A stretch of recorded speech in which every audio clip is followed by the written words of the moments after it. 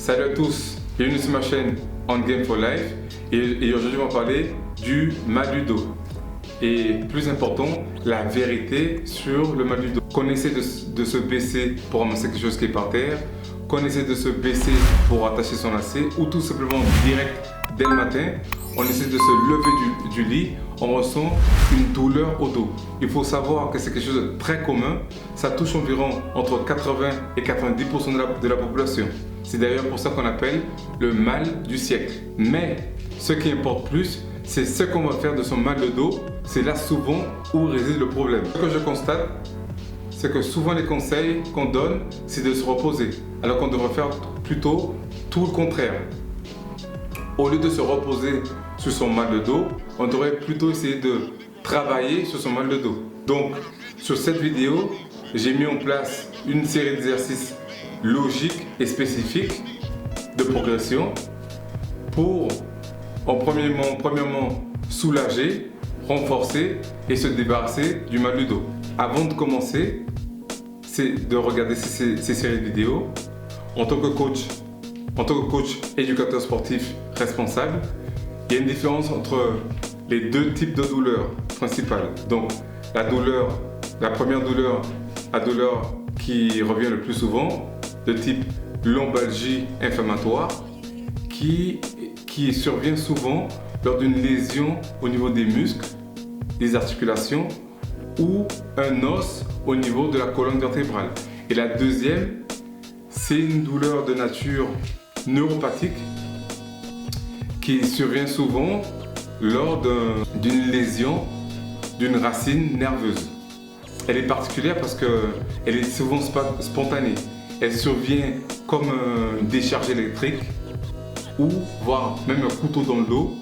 Une douleur qui descend souvent jusqu'aux jambes. Mais malgré tout, la bonne nouvelle, dans 80 ou 90% des cas, c'est que c'est des douleurs, même si elle est neuropathique, c'est qu'elle ne nécessite pas d'intervention chirurgicale. Et même si elle nécessite une intervention chirurgicale, le plus souvent des cas, l'implication d'exercice, elle sera préconisée. Car comme je l'ai dit précédemment, si on adopte un style sédentaire, on ne progresse pas. Et l'ennemi de la progression, c'est la stagnation.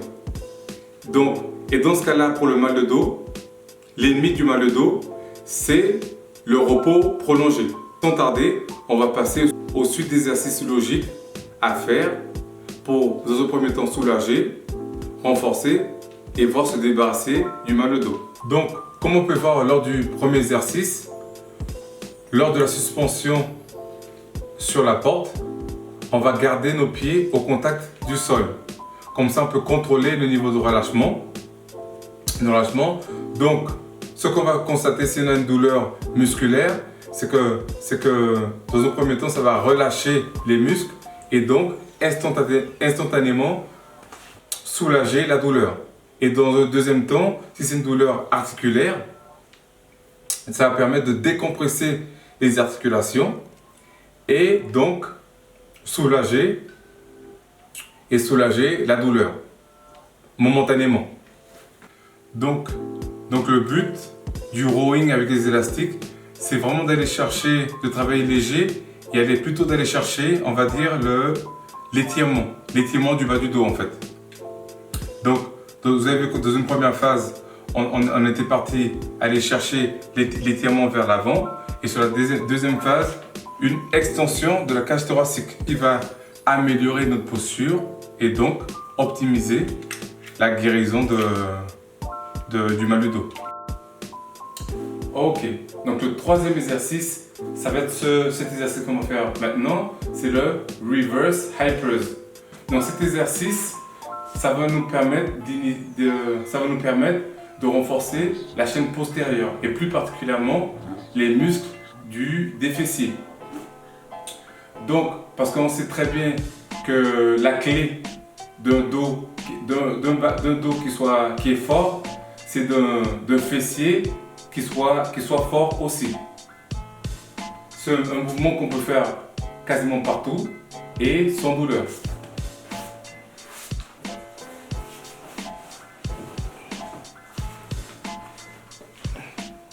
Donc dans ce mouvement, on va chercher à casser la parallèle. On va prendre, dans ce mouvement, on va prendre à ce que les muscles du fessier travaillent ensemble avec les muscles du dos. Donc, dans ce quatrième exercice, c'est un hyper row. Donc cet exercice, on va l'initier par le haut du corps. Quoique, on dirait qu'on initie par le haut du corps, ce sera toujours un exercice qui va solliciter vachement, encore une fois, la chaîne postérieure et plus particulièrement le fessier. On va venir chercher l'extension de la hanche. Ok?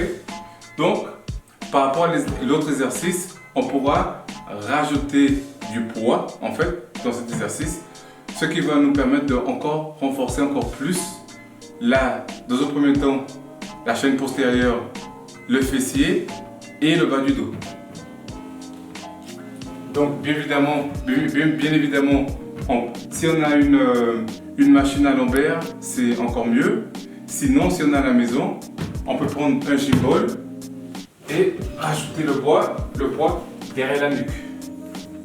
Donc on prend le poids, on rajoute derrière la nuque et là on descend et on finit par l'extension. Ok, on va passer à l'exercice numéro 5 qui s'appelle le pole through. Donc cet exercice numéro 5, comme on va être debout, ça va mettre plus de stress au niveau du dos. Donc c'est pour ça qu'on devra maîtriser et être à l'aise avec les mouvements qu'on aurait fait précédemment.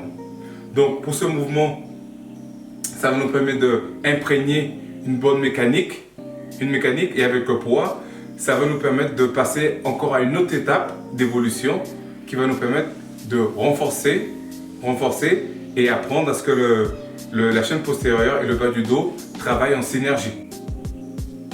Donc le sixième exercice, ça va être le soulevé de terre. Oui, je sais que cet exercice suscite beaucoup de controverses, mais on pourra l'effectuer une fois qu'on aura fait tous les mouvements fondamentaux qu'on aurait fait avant. Donc une fois qu'on aurait maîtrisé tous les mouvements qu'on aurait fait avant, là maintenant on pourrait basculer et faire maintenant le soulevé de terre. Si vous n'avez pas de barre, vous pouvez le faire progressivement avec des kettlebells comme je vais faire maintenant.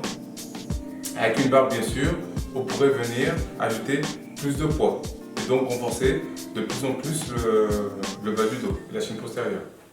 Donc comme vous le voyez lors de ce mouvement, on va venir chercher l'extension complète de la hanche ainsi que on va venir rétracter les omoplates derrière pour finir le mouvement. Ok? Bam! On passe au septième mouvement.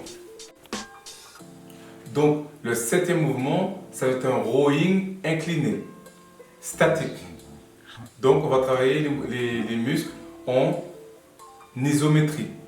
Vous allez me dire pourquoi cet exercice sera fait en progression après le soulevé de terre. Tout simplement pour cet exercice, on sait très bien, pour effectuer un travail en isométrique, ça va mettre beaucoup plus de stress au niveau du bas du dos.